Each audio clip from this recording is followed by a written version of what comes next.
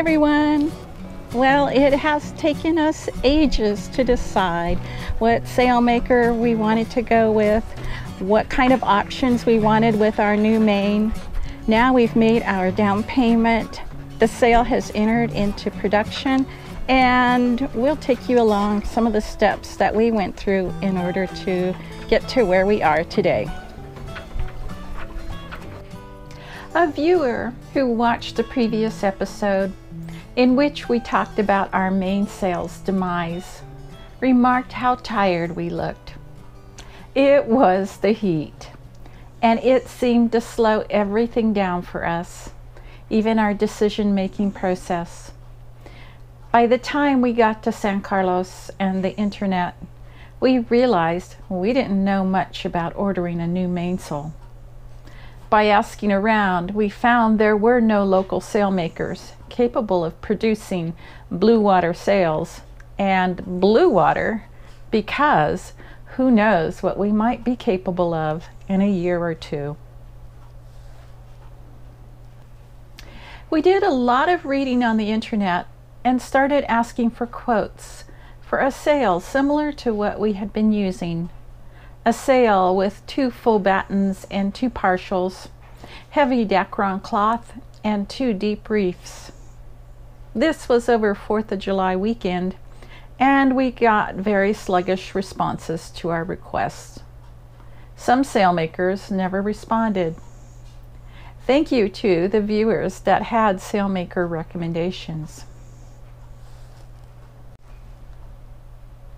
Our friend Ika suggested contacting Jamie Guilford, a sailmaker and cruiser at sailingtotem.com.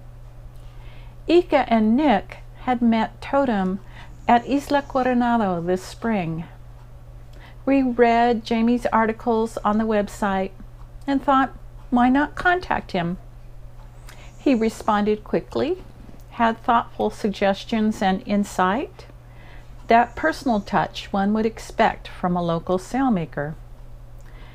In the back of our mind, we thought we could always sail to their location here in the sea if we had any issues measuring, or if we felt the need for him to eyeball our rig. However, our questions were resolved via a series of 34 emails and photos, and we decided to go with Jamie's suggestion of a fully battened main, Rutgerson back cars, all slip sliders, and a loose foot. Jamie is affiliated with Zoom Sails, and we chose Zoom because while both the founder, Phil Auger, and Jamie have had design experience with racing boats, their extensive cruising background gives them the insight to produce a quality cruising sail. We received 8 quotes, with the highest being $5,800 from Ullman Sails in Puerto Vallarta, and this was with Dacron cloth, and a lowball quote of $1,800 from Far East. However, that sail did not include battens. Our sail from Zoom will run approximately $2,800 for the heaviest cloth option and delivery to California. Production and shipping will take approximately 4 weeks.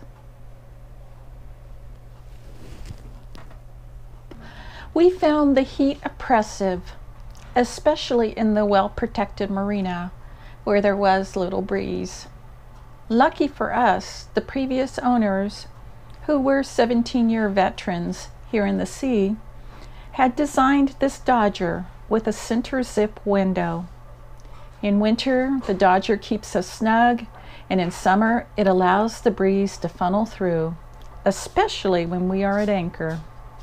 Fans are also an essential hot weather mitigator, and we have lots of them. The air conditioner we bought for summer in the yard 2 years ago, and which had been stored under John and Christie's boat in the yard, was pressed into service. It brought relief, but I always felt like an animal in hibernation, battened down in the cabin during the heat of the day.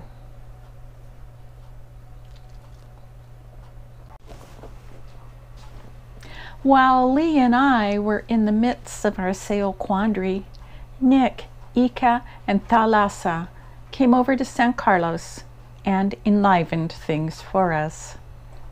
One day we had an outing to nearby Martini Cove, so named because in summer the sun sets early behind the mountain, bringing relief from the heat, just in time for happy hour.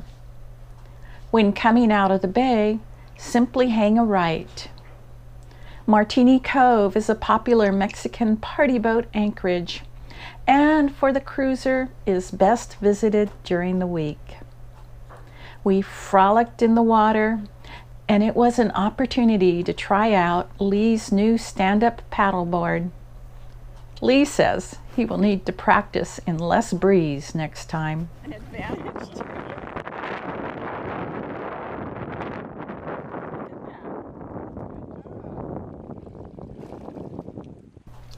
We swam, snorkeled, and stayed cool all day long. So you can tow around? What a respite from the heat. You do the answer to that one. It's interesting how Nick and Ika's boat, Serendipity, a Hans Christian 38, and just 3 feet longer than La Brisa, seems so much bigger.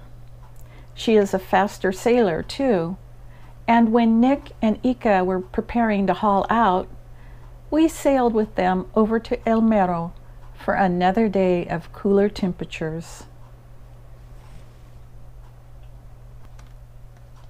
Before Nick and Ika left for California, we had a serious talk about our summer plans. Nick encouraged us to try crossing, bearing in mind that we could be a motor sailor. Watching Nick, who is an excellent sailor, gave me the confidence to give it a try, and we started watching for weather windows and made a provisioning trip to Walmart. The morning we committed to our sail choice and made our down payment, we received an email from John and Christy up in Alaska with an offer too good to turn down. We decided within the span of 2 hours to take them up on it, and the 3 of us will head to Alaska for life on the water and off the grid. We sailed La Brisa to El Mero the following day, and the day after that we hauled out. For our sail to El Mero, we used the trysail as our main. It was a lovely sail, however, much slower than our normal pace.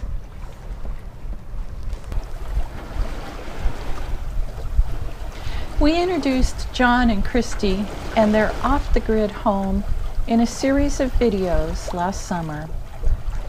While we are in Alaska, I may make a video or 2 if there is something interesting to share with you all. In the meantime, we are looking for suggestions on adding lazy jacks. Please leave a comment and let us know what has worked for you. This is the end of our sailing season this year. A little bit different than the way we planned it would end, but nevertheless, we're looking forward to the future. And we'll keep making videos, and we'll see you then.